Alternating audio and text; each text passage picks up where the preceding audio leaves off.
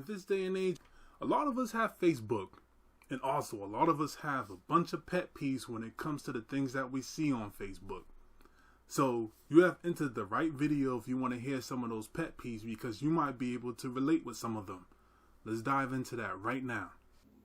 And what do you know? A brother's already going through technical difficulties, so I have to try to re-improvise and whatnot to get this show rolling. But, as many of you know, this is your boy Al. Welcome back to my channel. I appreciate you being here. And if you are new here, I just introduced myself. And please feel free to hit that subscribe button so you can come through and see what I'm making, what I'm cooking up for y'all. You know, I usually make things about social behavior and whatnot.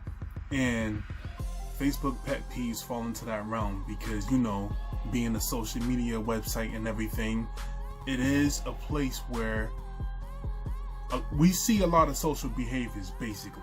So I'm gonna dive into that right now without no further delay. So I'm gonna say what the pet peeve is, and then I'm gonna give my small comment about it. Alright, so here goes the list. When people rely on memes to prove a point. And the crazy thing behind that is that it also lets us know that people don't know how to articulate their points with their own words, with whatever coming up here. So they have to search on Google and find a meme that they feel that they resonate with while in the middle of a debate, so to speak, and then put it up there. And the thing that we all know is that a meme is just somebody else's opinion, their own expression. So I don't feel that that really validates anybody to say or to feel that that meme is law. It's not. It's just words put up on top of the picture, and they're just expressing themselves. That's it, correct? When people glorify themselves as life coaches, relationship coaches, some type of gurus and somewhat, and they have no certification. See, the thing is that a lot of us give advice. To some people, that advice is profound. But I don't feel that we're in a realm to say that we're some type of coach or guru, because then it's like you're given some kind of a notion of, okay, I have my certification in this field, and this is what I am. And in reality, you're not. Or you're just a person that giving somebody advice that they happen to like, and that's just what it is. You know, that don't mean that you have to, or that you are able to self-proclaim yourself to be this type of thing. It doesn't work that way. You actually have to be certified, and you can actually get a job in that field. But if that's not what you're doing as work, then I don't get why people actually say, like, I'm a life coach. What are you exactly coaching people on? When people put all of their information on Facebook and then claim that you don't know them. We're on season 10, episode 15 of your life. We know your favorite color, where you like to go, what you like to eat, what cars you into, your living situation. So how can you claim that we don't know you? We know you. You know, we know probably more of you than your non-Facebook friends know of you. So how is that possible that we do not know you? Especially if you're the type of Facebooker that posts all your information, your every single move of what you do all the time. Just put that in perspective. When people brag about their inbox being flooded with messages that they keep on ignoring. So, a lot of us really don't care. A lot of people knows that people hits other people up. I mean, it is a social site, social media. You know, you don't have to brag about being antisocial on social media. When people usually make Facebook statuses about Facebook not being a dating site, it's like, okay, it's not eHarmony, it's not Tinder, it's not Black Planet. But the thing that a lot of you have to remember is that if somebody is attracted to you and that they see you, they're going to try to holler at you. The supermarket is not a dating site. But if somebody thinks that you're beautiful, gorgeous, fine, fly, whatever the case may be, they're going to try to shoot their shot. And that's just how it is in real life. That's how life is in general. The whole world is a dating site. So best believe if somebody's attracted to you, they are going to try. Especially when it comes to being online, because they might feel more bravery because the rejection's not going to hit them as hard compared to if it was face to face. When people pretend to be a person that they're not, that's kind of self-explanatory right there. Especially when somebody is like, oh, I'm the type of person that do this. And then people that know you in real life, it's like, no, you're not. You are not this person at all. Like, what are you talking about? Stop lying to the people. To me, this is kind of a big one right here. When somebody is a supposed relationship coach or relationship guru, so to speak, right? And their way of empowering their sex, like let's say if a man wants to empower other men, like their way of doing it is by putting women down. To me, that's one of my biggest pet peeves that I see on Facebook, because first of all, why do you have to be negative by putting somebody else down? And why do you feel that that's empowering? You know, you have to look at certain individuals and be like, you know what? Okay, that individual that did you wrong is because they're messed up. It's not because they're a woman. It's not because they're a man. It's because they're a messed up individual, and that's the reason why that the relationship didn't work out for you. Saying empowerment stuff to uplift them, that's great, but you don't have to put somebody else down to do that. That's narcissist behavior. When untrustworthy people broadcast that they don't trust anybody, first of all, why are you telling all of us that you don't trust anybody? Because usually people don't trust anybody when they're not trustworthy themselves. Depending on a person, of course, because not every person is the same. But what's the need of letting everybody know that? You don't trust some people. Whatever. You don't trust nobody?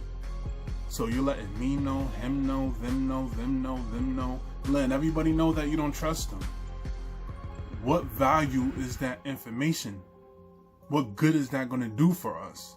Besides keep you at a distance.